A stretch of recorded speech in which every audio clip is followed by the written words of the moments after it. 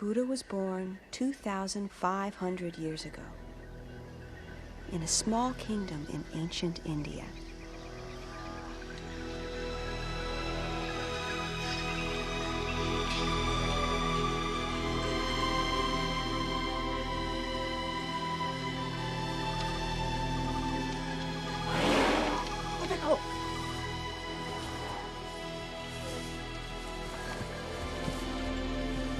As was the custom in those days, his mother, Queen Maya, was returning to her parents' home for the birth of her child. It was a long journey for the queen to make, so on the way, the royal caravan stopped for a rest by the edge of a great forest.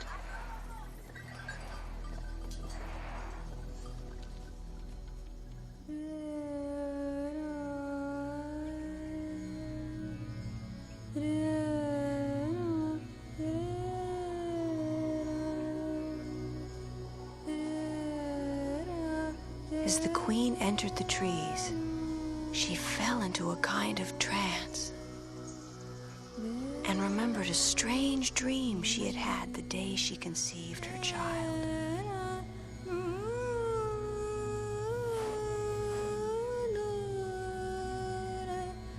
In the dream, a baby elephant had appeared at her side and blessed her with its trunk.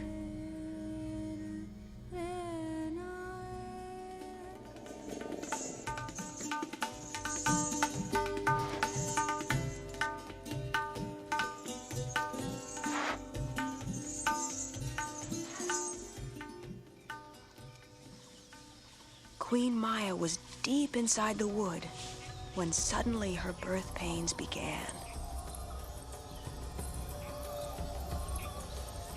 And then, it is said, a tree, understanding this great moment, bent slowly down to protect her, offering its branches for her support.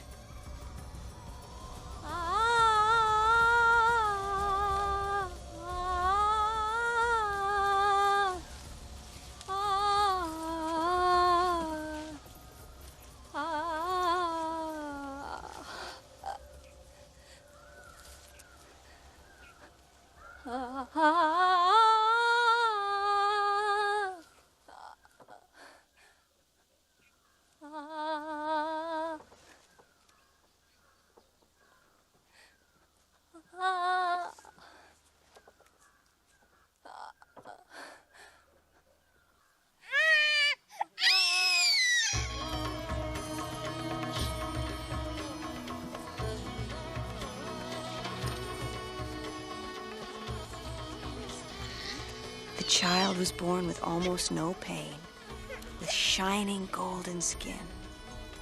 He was fully conscious, his eyes wide open, and he was strong enough to stand on his own legs. I have been born to reach enlightenment and free all creatures from suffering.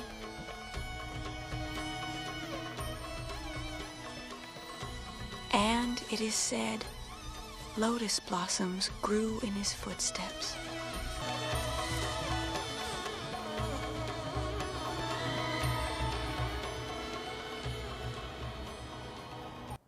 King Suddhodana, the baby's father, named the child Siddhartha, which means he who brings good.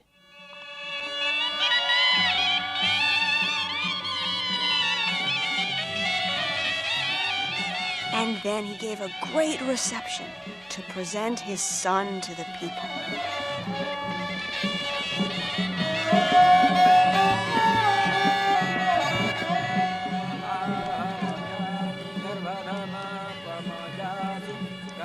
Suddenly, in the midst of the ceremony, and to everyone's surprise, an unexpected guest arrived. He was the revered hermit and astrologer Asita, whom nobody had seen for years.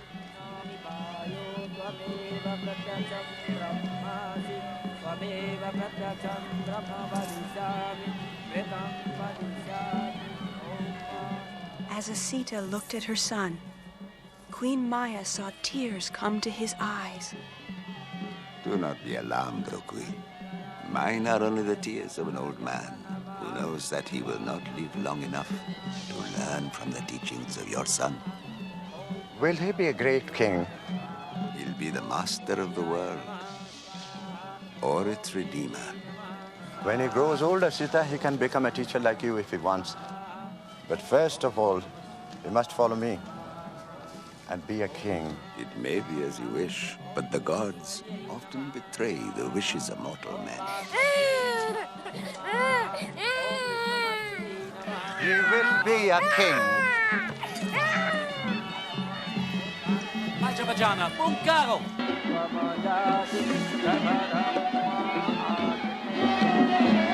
Will be a great king. Queen Maya was filled with a strange foreboding, as if she knew that she too would not live to see her son's destiny fulfilled.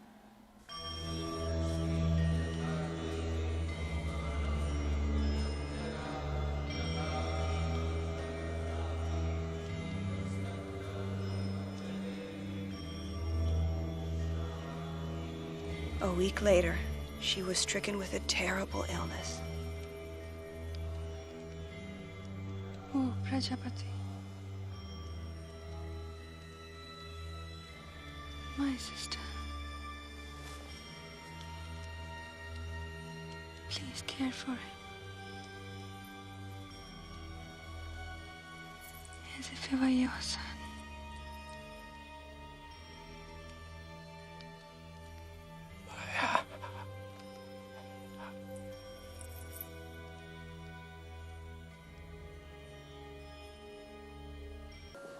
Was Buddha a god? No, he was a real person. Like Jesus? Yes, quite a bit like Jesus, though he was born long before.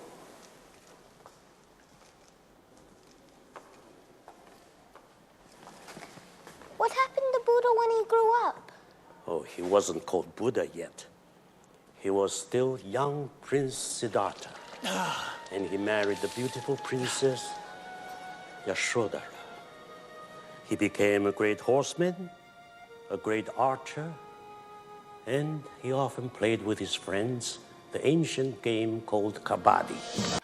The king had given Siddhartha 3 palaces, one for winter, one for the rainy season, and one for summer. In this way, he hoped to shield his son from all knowledge of pain or worry. But then, one day, Siddhartha heard a mysterious song of haunting beauty.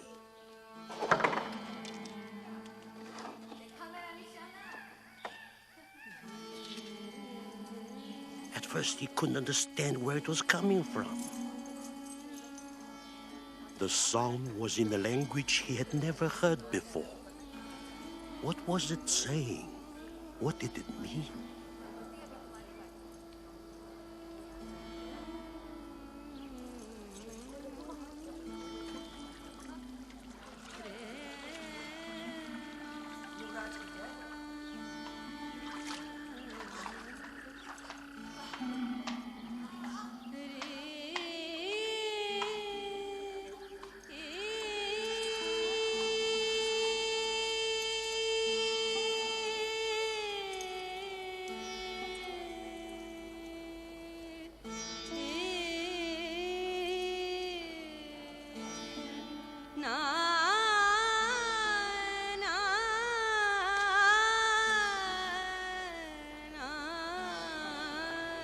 What is this song? It is from a faraway land, my lord. It evokes the beauties of the country she knew as a child. The mountains and the lakes that she can never forget. How strange. Do such places exist? Places as beautiful as here? I have heard that only suffering lies beyond these walls. What do you mean? Suffering? Your father loves you very much. He has given us everything we could want. There's no need to go anywhere else when you have such beauty around you.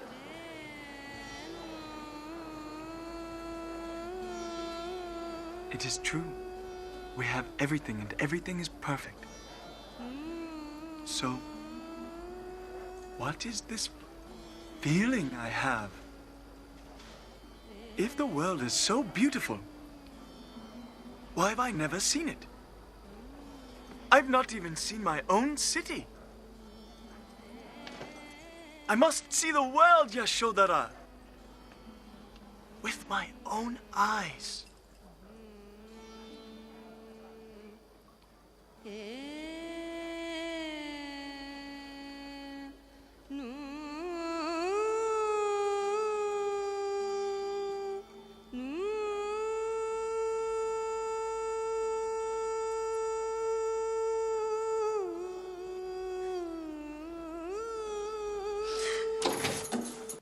Now, where did we get to? Oh, Siddhartha wanted to see the world. Ah, yes. He wanted to see the world. Secretly, however, his father prepared everything in advance, so that nothing Siddhartha might see in the city would upset or disturb him. Everyone should be young and healthy.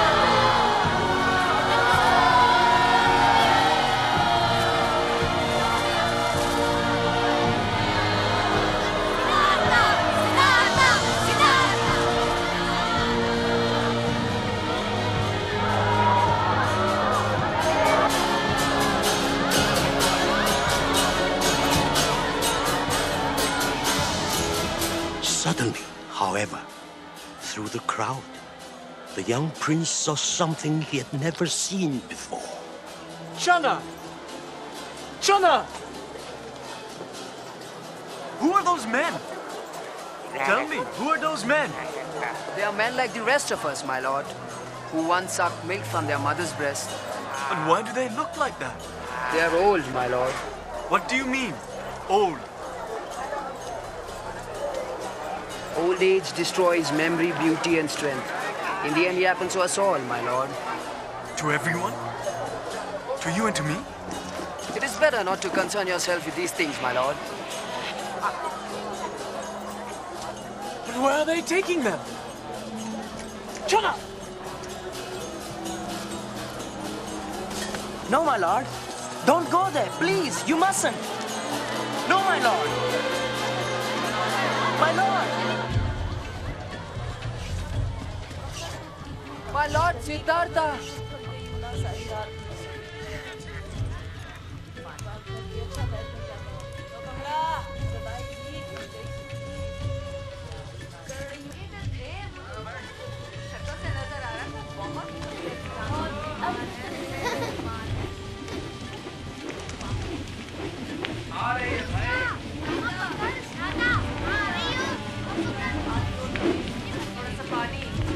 पेट लगा दिया है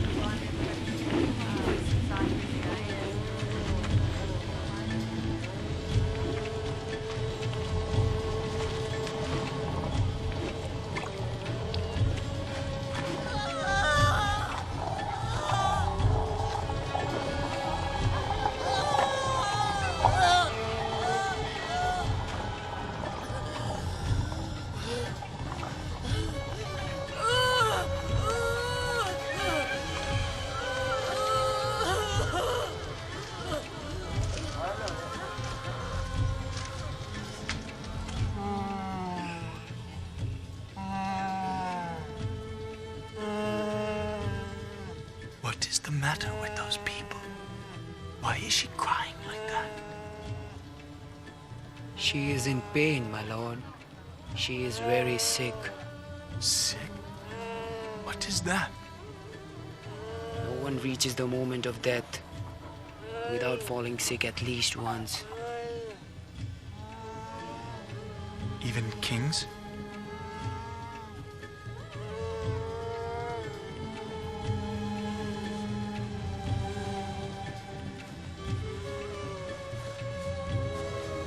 And death? What moment is that? Show me death.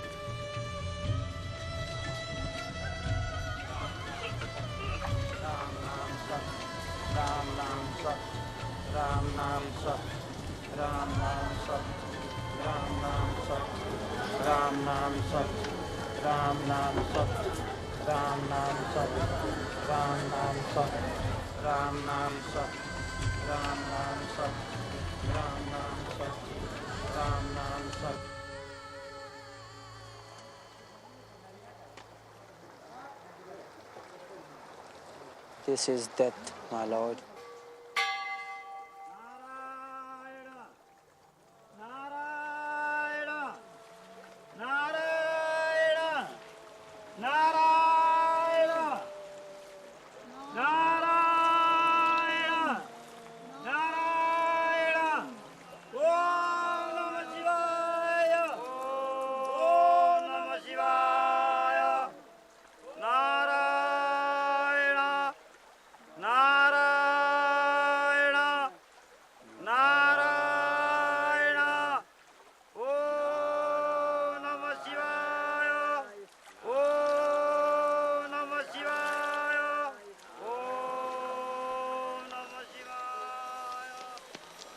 Here, the ashes are given to the river, my lord.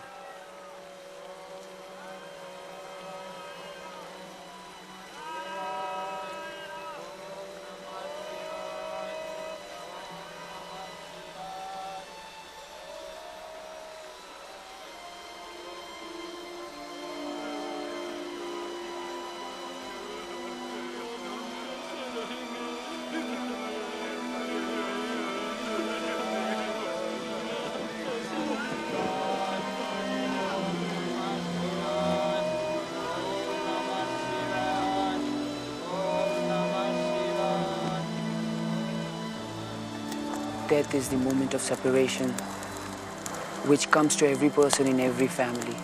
When a body grows cold and stiff like wood, it has to be burnt like wood.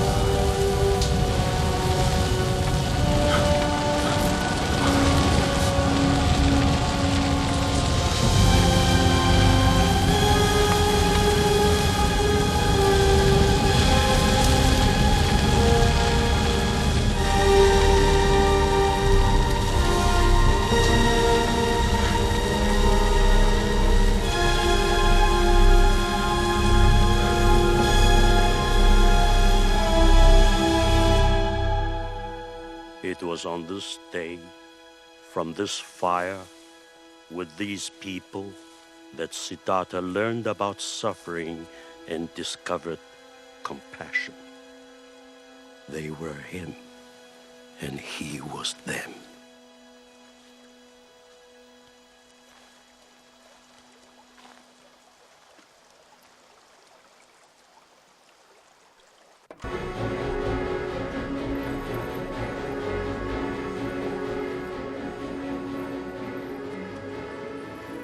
Oh, my father, why have you hidden the truth from me so long?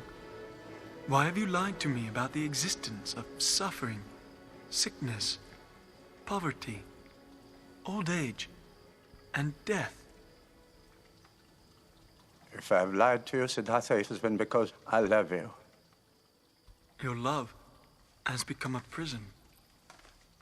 How can I live here as I lived before, when so many are suffering outside? You never wanted to go outside. Father, I must find an answer to suffering. Even if you betray me, Siddhartha, have you no pity for the wife you leave and for your own son? My child is born?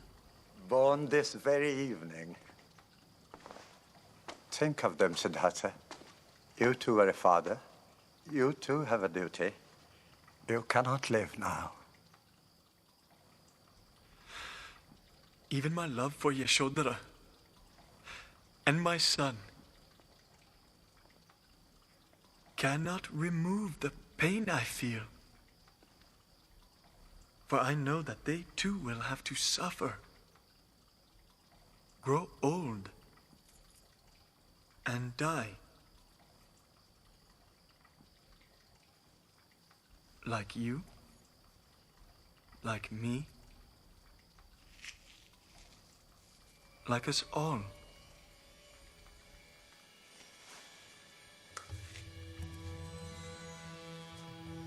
Yes. We must all die.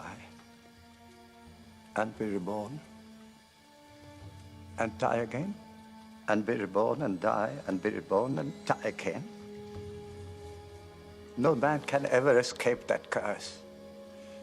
Then that is my task. I will lift that curse.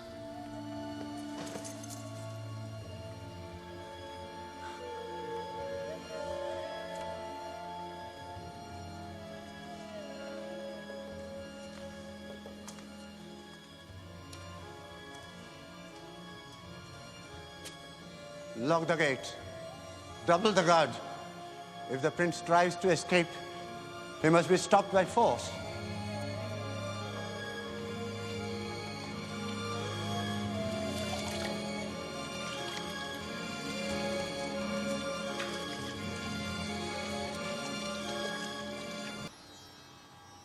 As soon as he left his father, Siddhartha went to see his wife and his newborn son.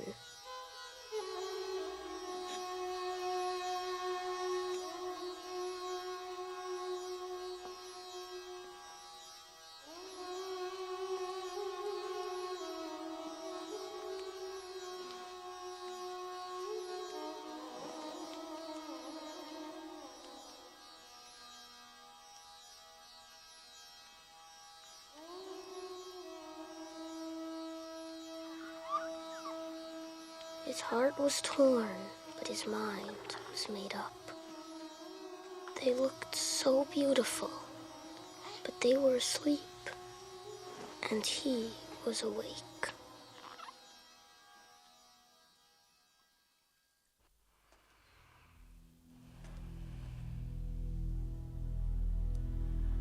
Channa. Channa.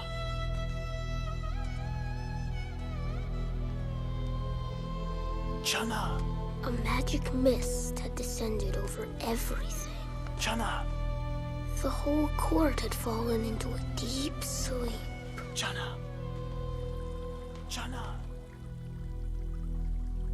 Channa. Channa. Channa. Channa, wake up. Get Kantika.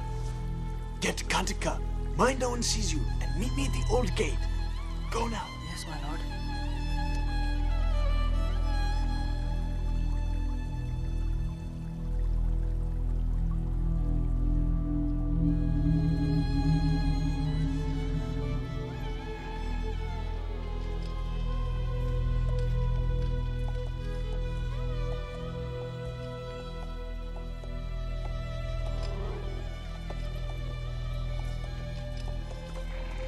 great elephants are awake, my lord.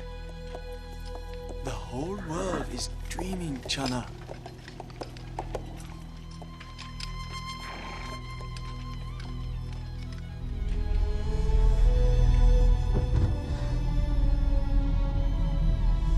But for Siddhartha, the dream was ending.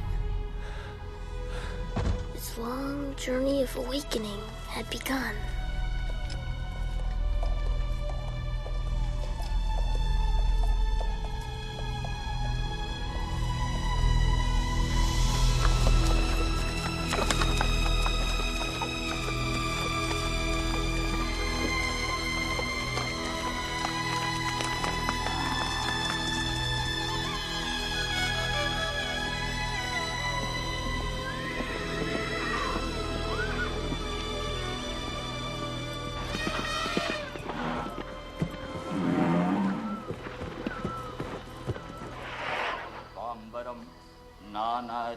विभूषितमिगमदा मोदाङ्कितं चन्दनं जाति चम्पकल्बिल्लपस्रचितं पुष्पं चतुर्थं. Who are they, Channa?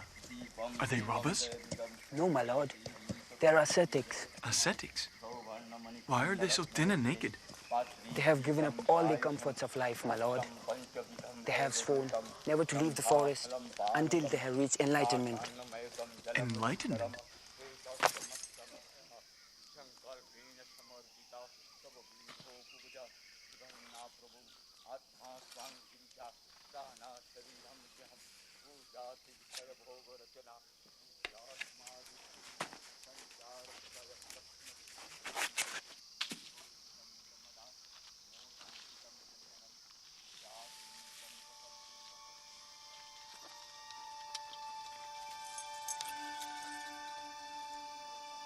These are for you.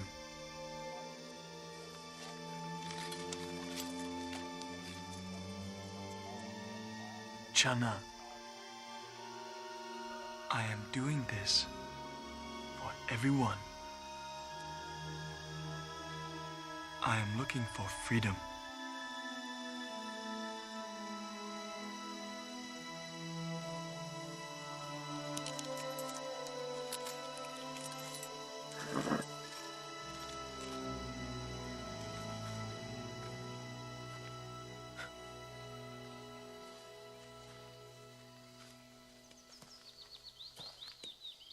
Oh, nobly born, have mercy. I am nothing. I am nothing. I am nothing. I have nothing. I have nothing.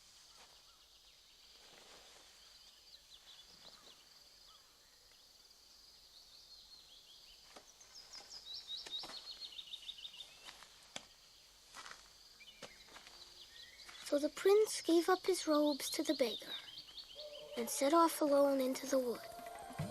And, it is said, a tree noticed his compassion and, as it had done once before, bowed down in his honor.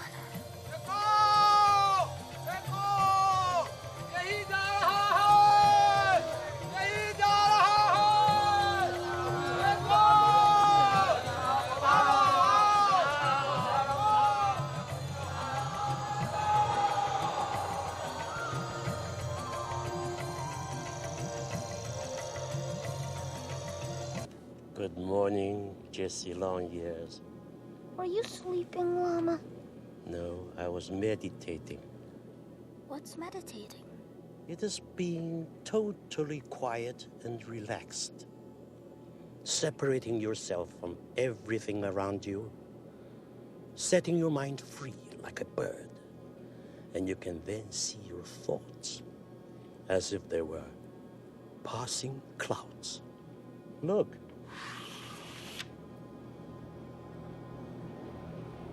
If we can learn to meditate in the right way, we can all reach enlightenment.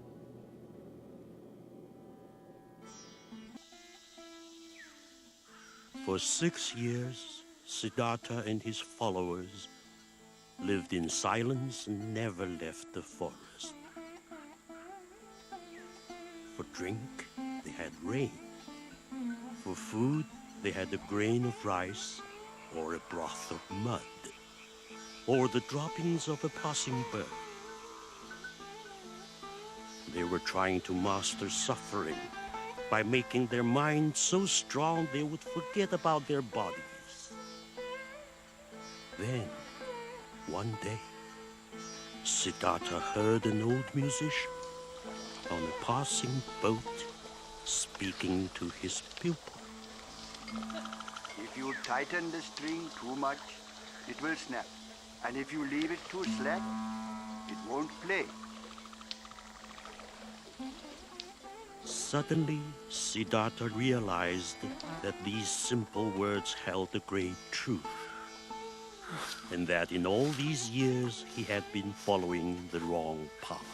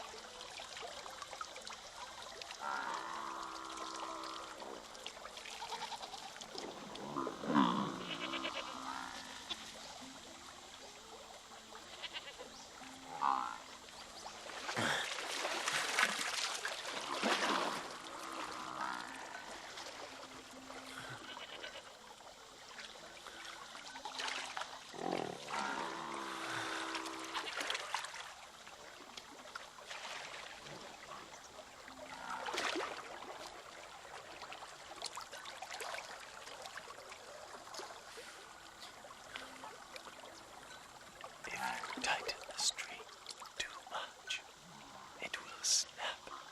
And if you leave it too slack, it will not play.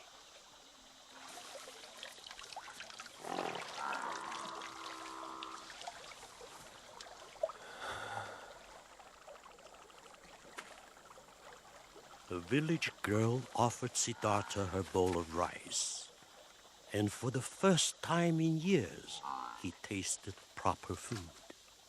But when the ascetics saw their master bathing and eating like an ordinary person, they felt betrayed, as if Siddhartha had given up the great search for enlightenment. Come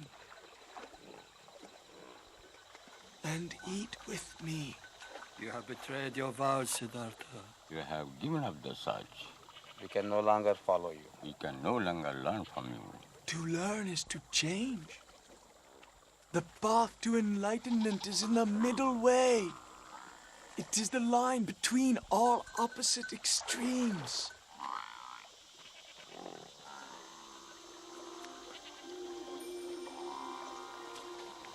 If I can reach enlightenment, may this bowl float upstream.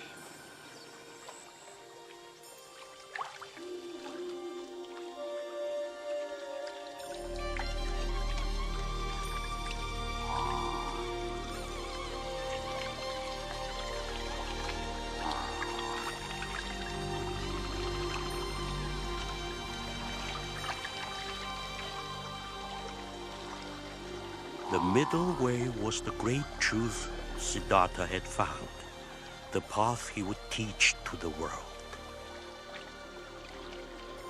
Wow,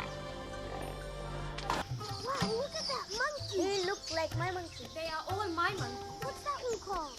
Over there. Don't laugh. You'll scare them.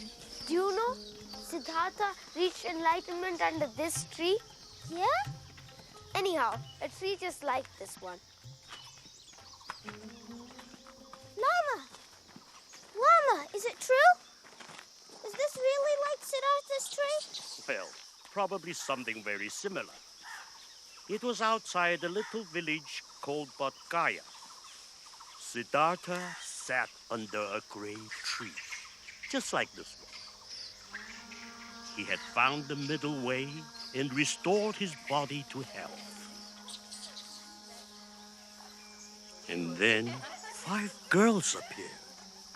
They looked like innocent village girls, but in fact, they were the 5 daughters of Mara, Lord of Darkness.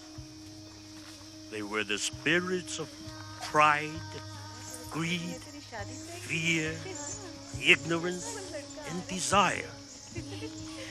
And Mara had sent them to tempt Siddhartha away from his search.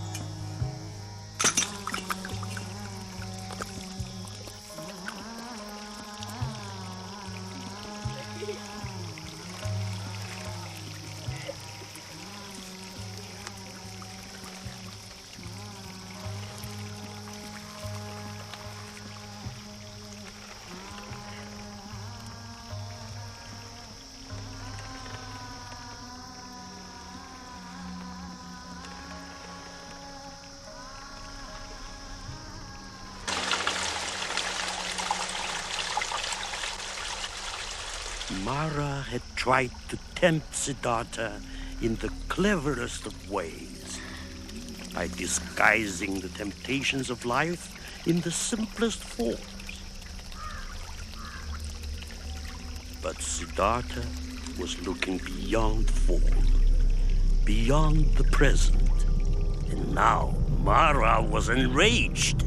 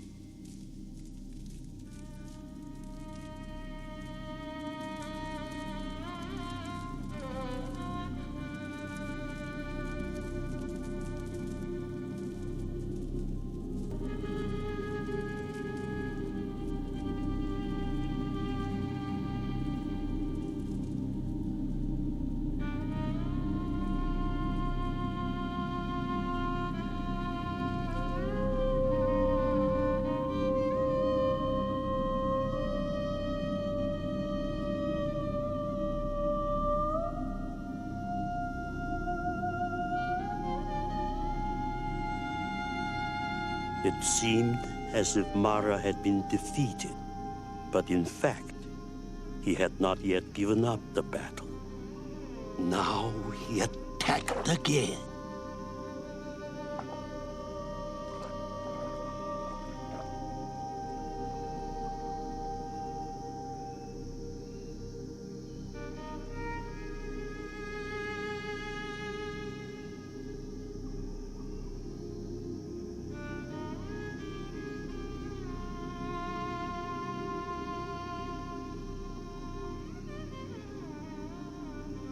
You who go where no one else will dare.